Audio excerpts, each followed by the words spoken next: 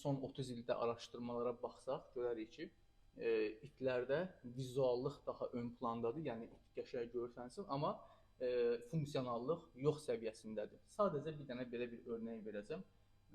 Bir cinsdən, misal üçün Kanikorsa, təbii ki, Kanikorsa İtaliyaya məxsus olan mühafizə itidir. Ta qədimdən bunu krallar, kral itləri kimi, döyüş itləri kimi əvvəllər saxlanılıb, istifadə olunub. Bu gün isə artıq bir çox qurum tərəfindən, əsasında FCI tərəfindən bu pet dog kimi artıq qələmə verilir, sayılır. Nəyə görə? Çünki görünüş o qədər ön plana keçib ki, yenə deyirəm, burada artıq insan oynamaları, insan əli ilə müdaxilədən söhbət gedir. Görünüş o qədər önə çıxıb ki, funksionallıq, yəni o mühafizə qalıb arxada. Yəni lori dillə deyim, balalardan daha qəşəngləri, daha o tələbləri, hansı ki, qurumların tələblərinə cavab verən balalar ön plana çıxır. Cütə daha çox onlar